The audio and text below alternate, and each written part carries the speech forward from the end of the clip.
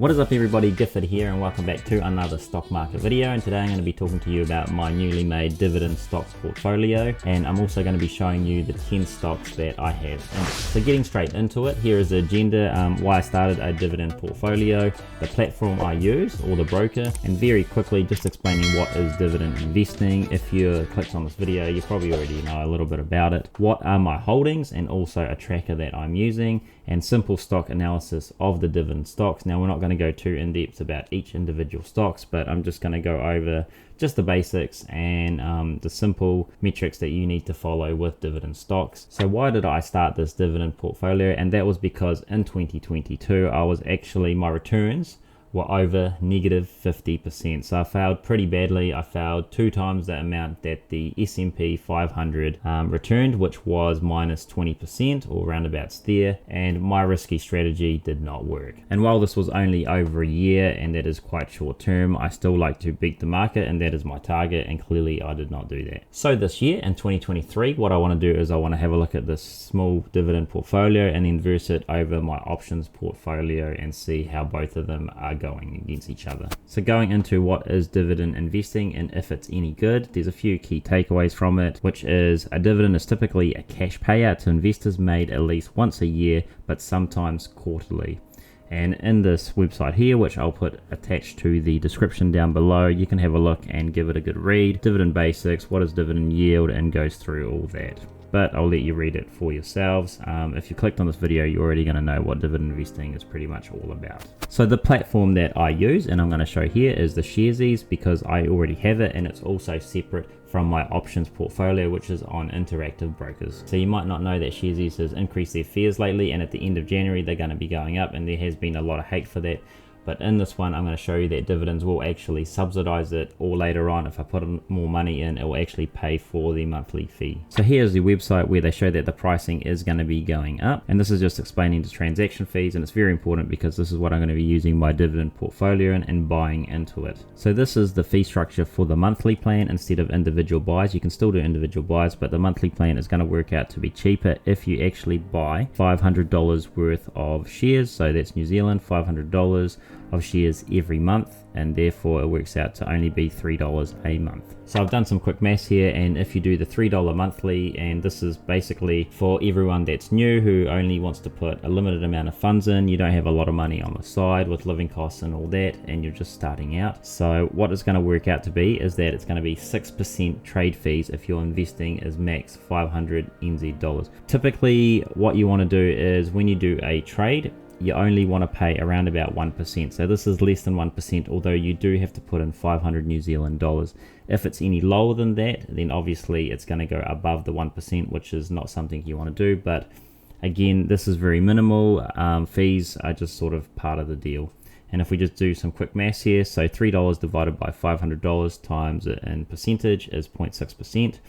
And if you invest less, say for example you invest only $100, then that $3 divided by $100, then turn that into a percentage, is going to be 3%. So 3% is a lot of money for fees, and while in the short term it's not very much, in the long term over 5-10 years it's actually a lot of money. So Sharesies, you probably wouldn't use it if once you have over $10,000 in it, but I'm going to show you how these dividends, these monthly payments will end up paying for this price here. So we're going to go into my Sharesies portfolio soon, and I'm going to show you my negative simple return starting from this year of my previous bad trades the last year or two, and the companies I own. I'm going to be showing you those. So I've got 6 companies, and then I've also got 4 ETFs, and that is because confidence is a little bit low and we want some stability in the portfolio. So going into my Sharesies portfolio, we can see that it is currently worth $2,946, that's New Zealand, and we can see the simple return right here of 26.9%, so minus 27%. I've put in $4,600 and the total return is there. So going into the companies right now, I have ticker symbol MPW, which is Medical Properties Trust, and I've got $50 in there and it's currently up by 7%. The second one I have is Microsoft, ticker symbol MSFT, and that's currently up by 10%. You'll also notice that I've actually put $50 US or thereabouts, and we don't count Tesla because that's not a dividend paying company, but I just have it in my portfolio and I can't actually filter it out. So the next one is Tyson Foods, ticker symbol TSN, and that is $50, and that's just a little bit up as well, and that pays a dividend. We have also Vici that I have, which is $50 in that, and it's currently up by 6%. Walgreens WBA, and that's at minus 3%. Now I don't really worry about how much shares I have because it's just sort of the total dollar amount while it's a small bit. And lastly, I have Zim Integrated Shipping Services, ticker symbol ZIM, and I've got $50 in that, and it's currently only about 1%. So if we want to click into medical properties, we can see that it does in fact pay a dividend. How do you know? Because you can see it says gross dividend yield, which is 8.75%. So if you click on dividends, you can see here a little bit about dividends. It says when an investment makes a profit, it may give some sort of that profit back to its owners in the form of dividend payments. Dividends are taxed at your income tax rate. So here is the upcoming dividends. The ex-dividend date is a date that you need to hold one share or part share of the company, and then you will get that payout. So pretty much you just have to own the company in this date, and in the next day you can sell it off if you want to, although I'm not going to be doing that. I'm going to be keeping it unless there's something that goes wrong with the company, and then after that you will get paid 0.29 cents USD per share that you own in that. So the more shares you have, the more money you get. And you can see the dates here of when they pay out. So let's look at Microsoft here for the dividend payout, and we can see here that these guys pay 1.06 dividend, and so the dividend share is 0.68. The ex-dividend date, so if you hold it, which is next month, then obviously you will get the share here, and this is just the past dividends that it's paid out.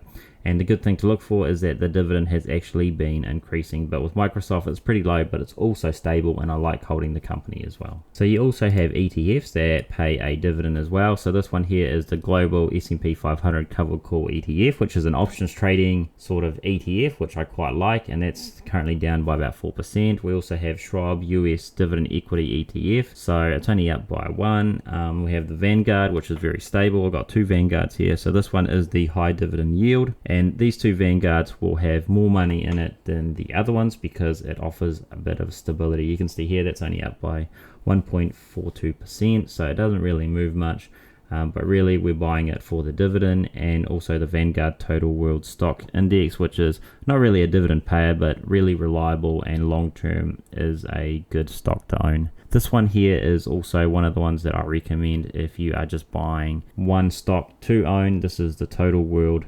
Index, so buying the stock market over long term and dollar cost averaging into it is a really good way. So if we click here to have a look at its dividend payout, and we can see my buys here for the last year, so only recently, and we can see it offers a 3.76 dividend yield. So the good thing about Sharesies is it's actually really easy to track your dividend payments. That's why I use it on this broker. You just go to wallet and go down here and click on transaction histories, and there's a filter here called dividends. And once you click that, it will actually tell you a history and what dividends that you got. So here, I got paid 29 cents on the 12th of January. If I click that, it gives up details and a full breakdown of what happened to it. And it says that it got paid into my wallet. Obviously, only a small amount, a tiny amount, because I've only got $50 of stock in there. But then you can see my other dividend payments. So while I've only got a small amount of money in there, I want to take this seriously as well, like if I was investing a larger amount of money to try to learn from my mistakes. And what I've done is on Excel, I've just created my own dividend tracking, and I've just given myself a target to go up 10 cents every month. So not a lot, because I'm not going to be investing. Well, I don't know how much I'm going to be investing into this or how much free money I will actually have for dividend investing, but it's good to also track it and to see how it's working out. Now, as you saw before, that I could see in my wallet how much monthly dividends I was getting. So what I do is I put those in there and I add it up, and we can see that in December I got $1.33, so which is quite good, because that actually, when the new fees come out, that will offset my monthly plan, which is $3 New Zealand, and so $1.33 US is actually going to be a big portion of that. And we can see here it's also got a tracker that I've invested $600 US into there, and that's how much dividends it's paying me. So hopefully I will be able to be above this line here and put a little bit of money away to try to beat this. And you can see here in the history that I haven't actually gotten a lot of dividends. This one here in September was pretty close to $2, and then the rest of the time well, I wasn't getting any dividends because I wasn't doing a dividend portfolio, only sort of the later end of this year. So that must be a stock that I already owned beforehand. So when you're dividend investing, you really want to know some important metrics, and Yahoo Finance website is a really good place to get that. And here is just sort of a image from Yahoo Finance website. This is just going off Microsoft. And the first one is a dividend yield, which is the annual return for owning the company. We've already talked about that, but you can find that here, the dividend yield, and it tells you the percentage. The next part is the ex-dividend date, which means that you need to own the stock on that date to get a payout. And this here states it, so the ex-dividend date is the 15th of February. You need to own that stock to get this payout, that 1.14%. And lastly, the earnings date is very important, because if you own the stock and it's a dividend paying company, a lot of people buy it for that, and after the ex-dividend date there will be a little bit of a sell-off because everyone's already got their money from the dividends, and then those sort of traders or investors will leave to go to another dividend stock that they want to get, or some sort of payout. So you do get sort of this dip after that. Usually the bigger cap ones like Microsoft don't have too much of a dip, because people just end up using that dividend and paying it back into there and buying more shares of Microsoft. So the stocks that I've chosen is just my own personal preference. Feel free to have a look at your stocks and pick your stocks one. These are the ones that I've picked, so not financial advice. I'm just showing you what I'm doing. So for myself, when picking dividend stocks, you are after specific metrics that are good dividend companies compared to, say, like a growth or a value stock. So dividend stocks are just like anything else. They will have other properties as well, but you also want to look for specific. And down below I've got some websites here that can show you, and I'll put them in the link in the description, just so you can help you find the ones that you might like. So I've just got an article here that states the 6 key metrics of every dividend investor must track. So this is just a good one to get you started. This was with Sharesies, so Sharesies are a pretty good brand as well. What is dividend investing? Challenges of dividend investing. 6 key metrics, and then it just goes on there as well. So have a good read of that. Dividend yields, which I've already talked about, dividend payouts, monthly dividend income, cost basis, and all the other stuff. So give it a good read. So another website I use is Simply Wall Street. If you've seen a lot of my videos, it gives overviews on stocks, but if you see here, number 5, it does have some dividend information telling you it pays out 1.14%, and it does show you what metrics as well to go for when buying a dividend company. And lastly, there's another website I use here, which is Stock Analysis. If you go to Stock Screener and click here, you then can see a tab called Dividends, and this here is a screener to find all those other dividend paying companies that you might like. So there's a whole heap of them here. Have a play of which you like, and you can set different metrics of what dividends you want, how long over here, when the ex-dividend date is, and play around with that. So just to finish off, because this video is probably getting a little lengthy, so the goal of this is to learn if dividend investing is actually viable for me versus my options portfolio, and I'll show you my options tracker in a minute. And if you asked me a year ago, I wouldn't even touch dividends, but because 2022 was pretty terrible for me and had massive returns, I do have to think about my strategies and review it. So looking at the spreadsheet here, this is my options portfolio tracker. This is just sort of monthly. You can see here that January I've collected in the last month only $56, but you can see that the previous month in December I made $117 a month, and back here was when it was pretty risky, and obviously I was getting a lot of return, but I still lost, even getting this return, I still lost over 60%. So while it looks good, I still actually lost money on my options portfolio. That means that I have to scale the risk back a bit, hence why I started this dividend portfolio. So the key benefits of a dividend portfolio is that obviously it has a passive monthly income, it's stable and less risky than options, and also I'm investing into mature companies, not so much risky growth companies. And there has been some cons to this strategy, which is why I haven't really started one before or looked too much into it. It is long-term strategy, and you need a lot of capital. It's capital intensive. So while it's good to get a 3% dividend in the whole year, if you look at inflation, when inflation's at 7%, then you take that away from the 3%, you're still actually minus 4%, which sometimes I kind of don't get. But minus 4% is a lot better than minus 60% in my options portfolio. So I've got to sort of balance that out a bit, because obviously I'm not as smart as I think I am versus the market. So maybe 4% isn't such a bad thing to get when you're minus over 50%. And the other bad thing about dividend companies is because they are mature, You really want them to have good moats for the company so that another company doesn't come along and just totally disrupt them, because a company can come through and might be able to replicate their product and do better ways, and obviously you still get a dividend, but the share price will also tank, so you don't want that either. Well, that is enough for me today. Thank you very much for watching. I hope you found some value in this, me showing you the dividend portfolios. Again, I am not a financial advisor, so do your own homework. I'm just showing you what I'm doing. With that said, please give me a like on the video if you like this, and subscribe to the channel if you're interested in this kind of content.